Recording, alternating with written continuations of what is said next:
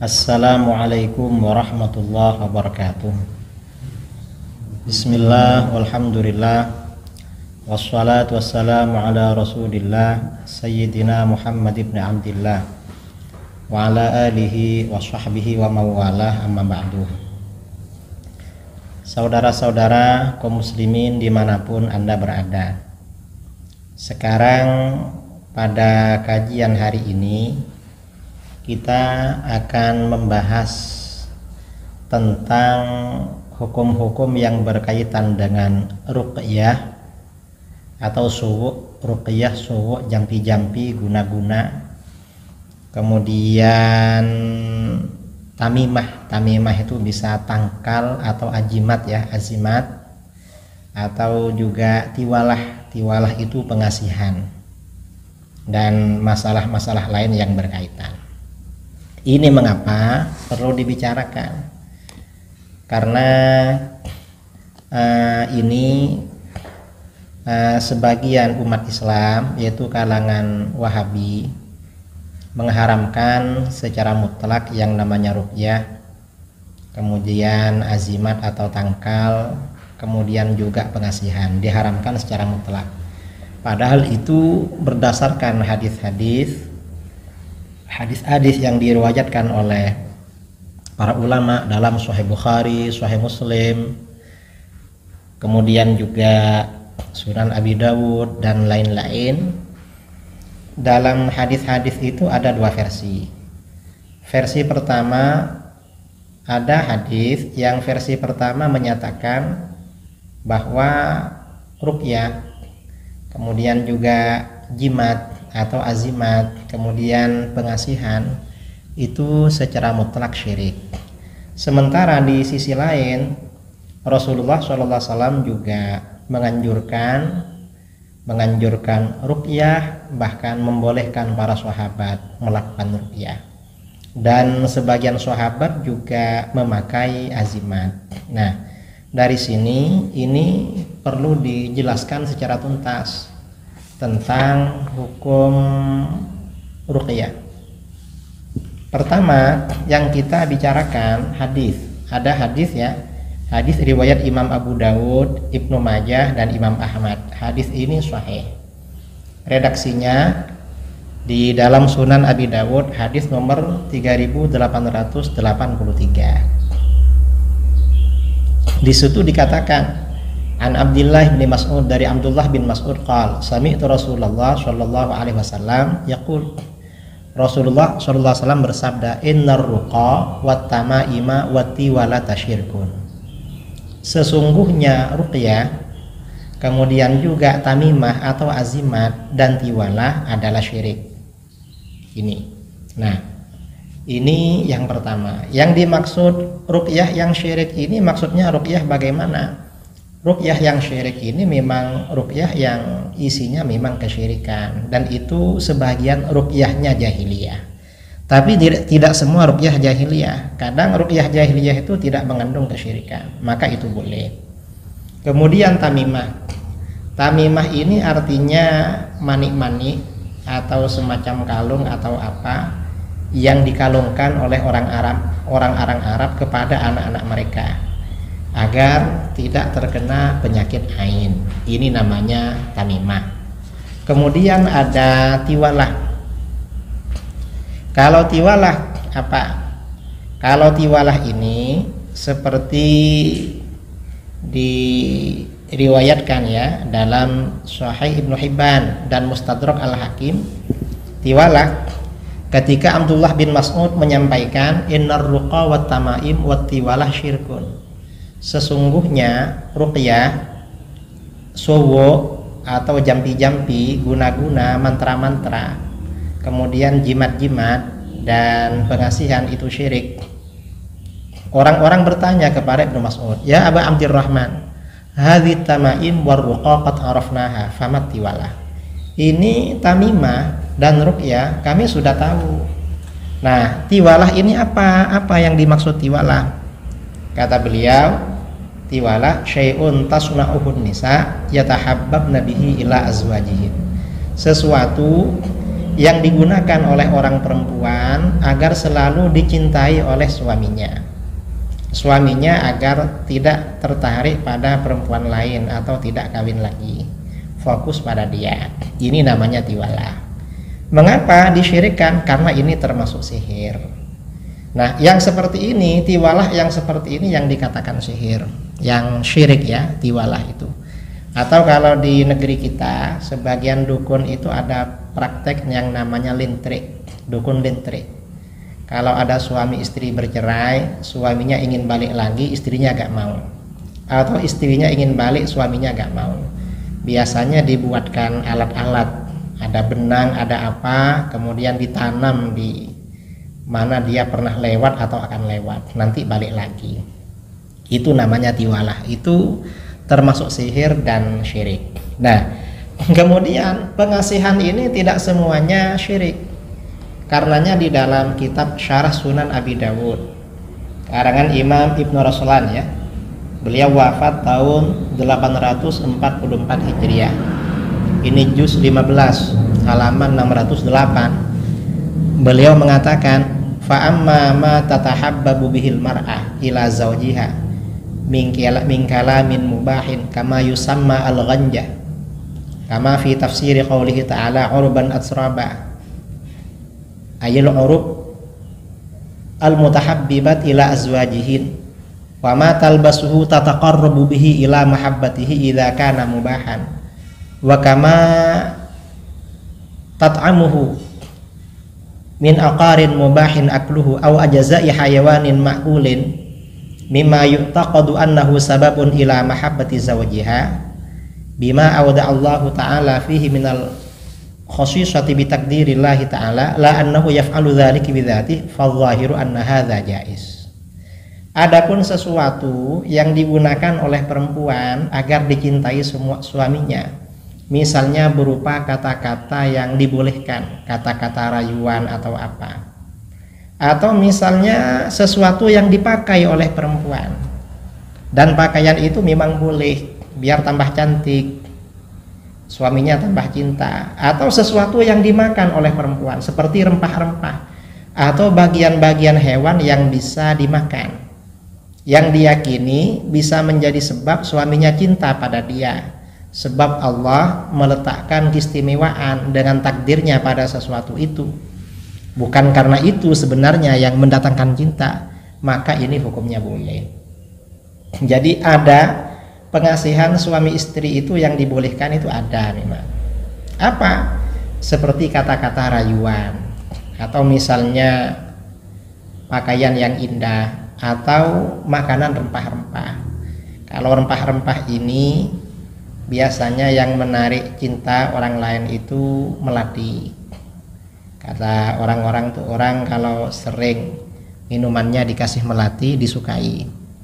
Kalau hewan ya, hewan yang mendatangkan cinta ini kalau dimakan katanya arnab, di sebagian kitab tuh arnab atau terwelu. Nah, kalau pengasihannya seperti itu gak apa-apa itu, karena tidak ada yang mencegah dalam syarak. Ini kata Imam Ibnu Raslan Asy-Syafi'i, beliau seorang ulama Syafi'iyah, Ar-Ramli Al-Maqdisi Ar-Ramli Asy-Syafi'i. Jadi gak apa-apa. Nah, kembali kepada tadi, mengapa ruqyah ini tidak mutlak, ruqyah ini tidak mutlak disyirikkan atau dilarang? Karena ada hadis lain ya, ada hadis lain. Hadis ini ya diriwayatkan oleh Imam Muslim, hadis riwayat Imam Muslim, juga riwayat Imam Abi Dawud dalam Sahih Muslim dan dalam Sunan Abi Dawud. Jadi hadisnya sahih. An Auf bin Malik Al-Asja'i qala, Auf berkata, kunna narqi fil jahiliyah. Kata Auf, kami ini pada masa jahiliyah selalu melakukan ruqyah. Kalau orang kena apa-apa, kena sesuatu, kami ruqyah. Fakulna, lalu kami berkata, ya Rasulullah, kaifa tara fi dzalik? Hai Rasulullah, gimana pendapat Anda mengenai ruqyah yang kami lakukan itu. Ruqyah yang kami lakukan bagaimana Rasulullah? Ruqyah jahiliyah. Yang jelas waktu jahiliyah belum ada Al-Qur'an, belum. Faqala, Rasulullah menjawab, i'ridu alayya ruqakum. Coba perlihatkan atau perdengarkan ruqyah yang kalian baca kepadaku. Saya ingin tahu apa ruqyahnya yang kalian katakan. Akhirnya apa?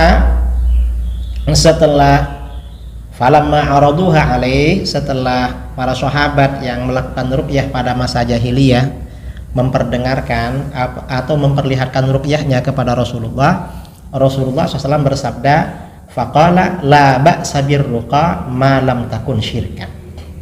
Ruqyah itu gak apa-apa ruqyah jampi-jampi, guna-guna, mantra-mantra gak apa-apa, selama jampi-jampi bacaannya bukan perkara syirik. Ini redaksi Abu Dawud. Kalau redaksi Imam Muslim, malam yakun fihi syirkun, selama tidak mengandung kesyirikan. Guna-guna, jampi atau mantra selama tidak mengandung kesyirikan gak apa-apa, gak apa-apa.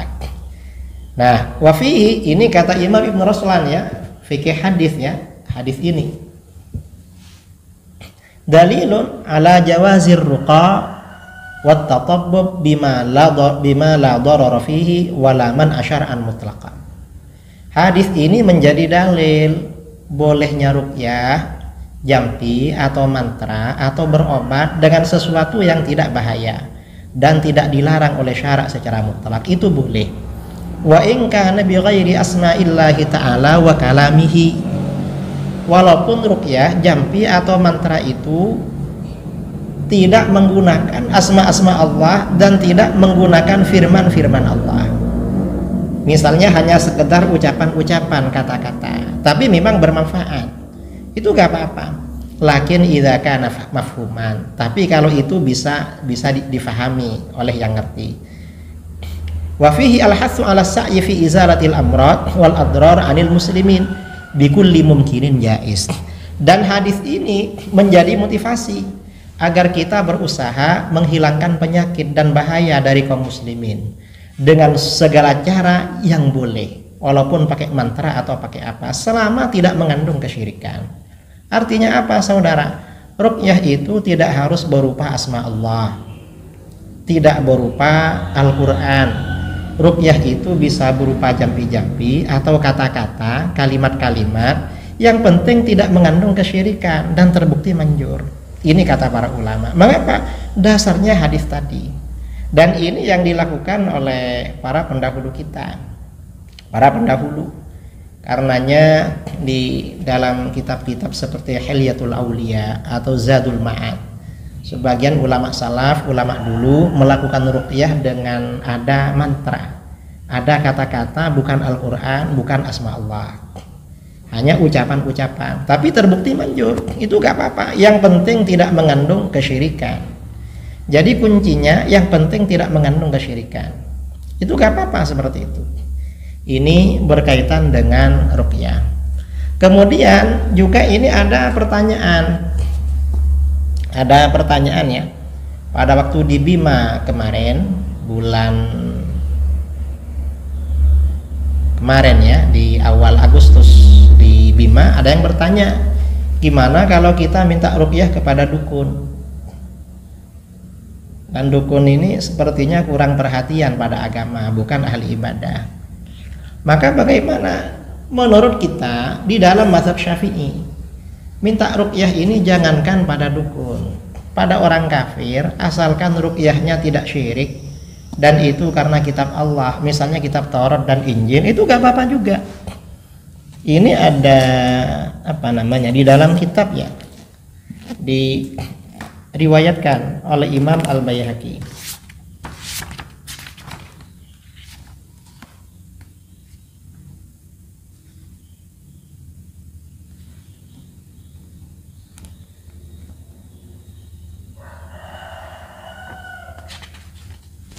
Nah, ini riwayat Imam Malik dalam Al-Muwatta. Diriwayatkan oleh Imam Malik dalam Al-Muwatta. An Amrah an Aisyah radhiyallahu anha qalat, dakhala Abu Bakar radhiyallahu an 'alaiha wa 'indaha yahudiyatun tarkiha. Abu Bakar radhiyallahu an masuk kepada putrinya Aisyah radhiyallahu anha, dan di situ ada wanita Yahudi yang meruqyahnya.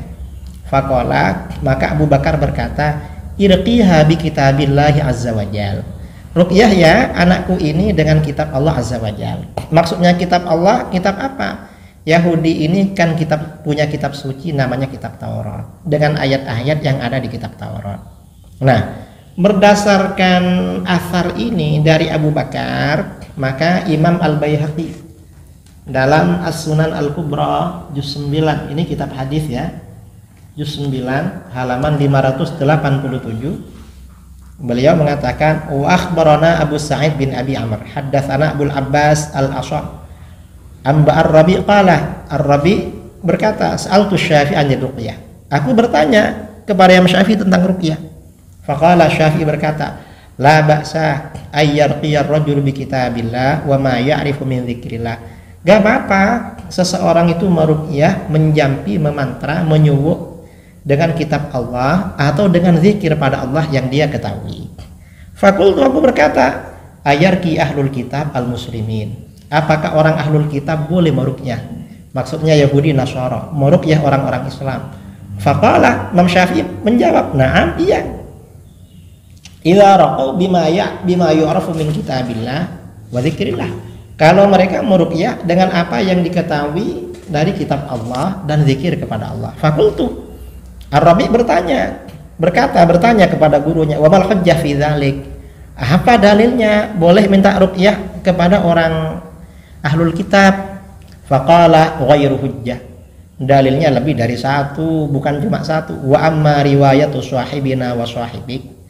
Adapun riwayat teman kami dan teman kamu, fa inna Malikan akhbarana. Imam Malik cerita pada kami dalam kitab Al-Muwatta. Ya, riwayat dalam kitab Al-Muwatta. Fa inna Malikan akhbarana an Yahya bin Sa'id an Amrah binti Abdurrahman anna Abu Bakar radhiyallahu an dakhala ala Aisyah wa hiya tashtaki wa yahudiyyatun tarkiha. Dari Amrah binti Abdurrahman bahwa Abu Bakar radhiyallahu an masuk ke rumah putrinya Aisyah. Aisyah sedang sakit demam dan di situ ada wanita Yahudi yang melakukan ruqyah. Qala, Abu Bakar berkata, irqiha bi kitabillah. Lakukan ruqyah pada putriku dengan kitab Allah. Artinya apa? Minta ruqyah kepada seorang muslim, apakah dia ini ustadz, kiai atau dukun, asalkan ruqyahnya memang dari kitab Allah atau zikir pada Allah, bukan kesyirikan, itu gak apa-apa. Atau ya kembali kepada tadi itu, ruqyahnya ini ya jampi atau mantra yang tidak mengandung kesyirikan, itu gak apa-apa. Ini masalah ruqyah. Nah, kemudian masalah jimat, masalah tamimah.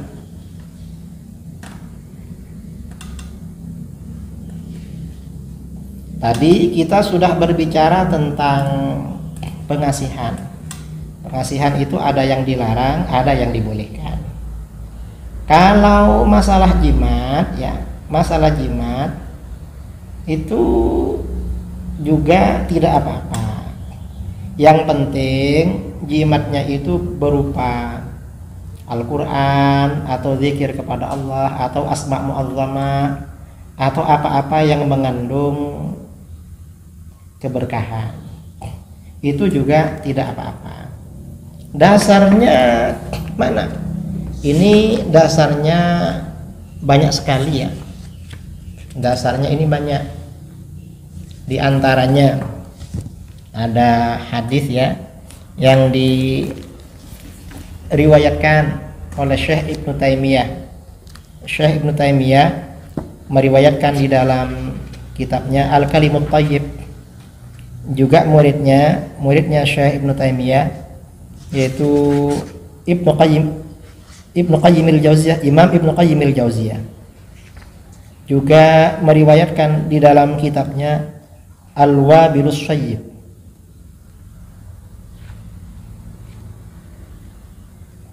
Al-Wabilus Sayyib meriwayatkan ya dari An Amr bin Syu'aib an abihi an jaddi, Dari Abdullah bin Amr bin Al-As qala kana Rasulullah sallallahu alaihi wasallam yu'allimuna kalimatin naquluhunna indan nawm minal faza.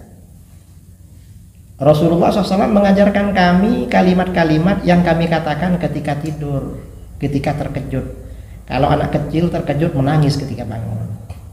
Maka bagaimana idza faza'a ahdukum falyaqul, kalau kamu terkejut ya, tidur terkejut, ketindih atau apa, tiba-tiba bangun atau apa, katakan a'udzu bikalimatillahi tammat min ghadabihi wa iqabihi wa min syarri ibadihi wa min hamazatis syayatin wa ayyahjurun. Nah, kemudian wa kana Abdullah bin Amr yu'allimuha man balagha min bani ay yaqulaha 'inda naumi. Abdullah bin Amr mengajarkan doa ini, kalimat ini pada anak-anaknya yang sudah baligh agar membacanya ketika akan tidur. Wa man lam yablugh, anaknya yang belum baligh katabaha summa 'allaqaha fi unuqih. Untuk anaknya yang belum baligh biasanya beliau tulis ini lalu dikalungkan ke lehernya. Tadi doa ini ditulis, dan kami ya beberapa kali pernah kedatangan orang karena anaknya masih kecil nangis terus malam-malam, kami tuliskan ini suruh kalungkan, dan biasanya agak nangis lagi itu. Ini jimat. Artinya apa? Ini nggak apa-apa sebenarnya. Nah, penulisan jimat ini nggak apa-apa, dan ini dibolehkan oleh para ulama, dan ini juga difatwakan oleh para ulama kita ya, telah memfatwakan masalah ini. Jimat-jimat ini sudah difatwakan.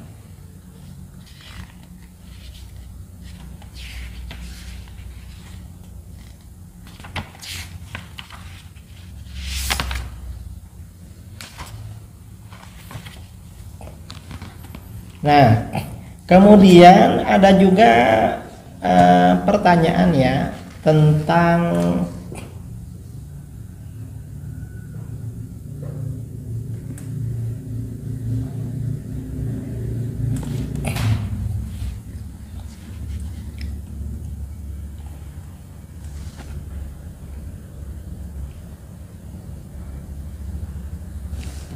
aufak, ilmu aufak atau wefik. Aufak itu artinya ya rumusan-rumusan angka yang dibuat jimat. Itu sebenarnya bagaimana? Ini sama dengan yang tadi di dalam kitab Al-Fatawa Al-Hadithiyah karangan Imam Syekhul Islam Ahmad Syihabuddin Ibn Hajar Al-Haytami. Ini halaman 25. Beliau mengatakan wasu'ila radhiyallahu anha ma hukmu ilmil aufak. Beliau ditanya bagaimana hukumnya ilmu aufak, rumusan angka-angka yang dijadikan jimat. Fa'ajaba fasahallahu fi muddati. Beliau menjawab, semoga Allah melapangkan masanya. Ini ketika masih hidup ya. Ilmul aufak la mahdzura fihi inistu'mila li mubahin. Ilmu aufak itu gak apa-apa, boleh kalau digunakan untuk hal yang dibolehkan. Misalnya ketika yang dicontohkan oleh Imam Al-Ghazali dalam Al-Munqidh min ad-Dhalal, aufak ini ketika seorang istri mau melahirkan biar gampang keluarnya dibuatkan seperti itu, gak apa-apa. Faqad nuqil 'anil Ghazali wa ghairihi al-i'tina'u bihi. Telah dinukil dari Al-Ghazali dan lainnya perhatian terhadap ilmu aufak. Bahkan ada kitab aufak yang dinisbatkan kepada Imam Al-Ghazali. Entah itu benar apa enggak. Wa kadzalika hukiya li an syekhina Syekhul Islam Zakaria Al-Ansari saqallahu ahda. Annahu juga diceritakan dari guru kami Syekhul Islam Zakaria Al-Ansari annahu kana yuhsinu wa anna lahu fihi muallafan nafisan. Bahwa guru saya ini pandai ilmu aufak dan beliau punya karangan yang bagus soal ini. Yang penting tujuannya untuk yang dibolehkan. Amma idza stu'ina bihi ala haram fa innahu yakunu haraman. Kalau jimat yang dari aufak ini digunakan untuk perkara haram, misalnya biar tetangganya cerai sama istrinya, atau misalnya biar warung punya tetangganya gak laku, itu kan haram namanya. Kalau digunakan untuk perkara haram, ya haram juga. Idzil wasail hukmul maqasid. Karena wasilah itu tergantung tujuan. Nah, ini saudara-saudara keterangan tentang ruqyah ya, tentang mantra, jampi-jampi, kemudian juga pengasihan dan azimat. Artinya apa? Semuanya kalau mantra, jampi-jampi itu dari Al-Quran atau dari asma Allah atau dari ucapan-ucapan yang tidak mengandung kesyirikan, itu gak apa-apa.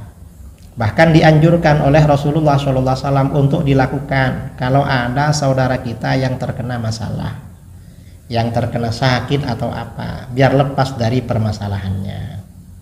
Itu yang pertama. Yang kedua, kalau mantra atau jampi atau azimat itu mengandung kesyirikan, maka itu yang tidak boleh. Itu tidak boleh, saudara. Itu yang kedua. Kemudian masalah pengasihan.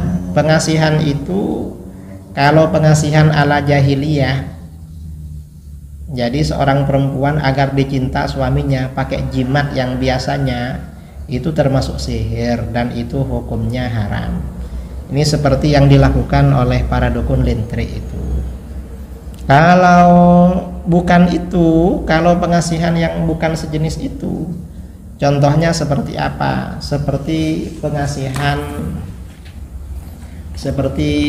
pengasihan menggunakan doa ya, doa kepada Allah atau doa kepada Allah secara langsung lah.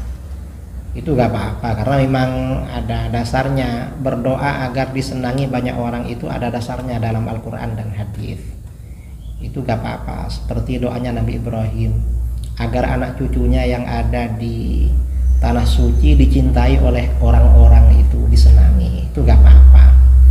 Atau hadis riwayat Imam Muslim, Rasulullah SAW mendoakan Abu Hurairah dan keluarganya dicintai orang-orang beriman. Itu gak apa-apa.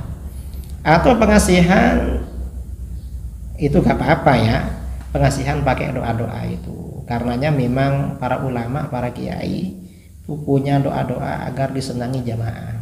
Itu gak apa-apa, ada dasarnya. Juga pengasihan yang menggunakan tutur kata yang lembut, yang baik, agar suaminya atau orang lain tuh suka, atau menggunakan pakaian yang indah, yang bagus, suaminya biar suka, atau rempah-rempah atau daging yang memang ada khasiat seperti itu karena takdir Allah, itu juga gak apa-apa. Nah, saya kira ini ya hukum masalah jimat, kemudian ruqyah, mantra, dan hukum tentang pengasihan yang perlu dijelaskan seperti diterangkan oleh para ulama dalam kitab-kitab fikih dan mengambil dari keterangan di dalam hadis-hadis sahih. Saya kira seperti itu. Assalamualaikum warahmatullahi wabarakatuh.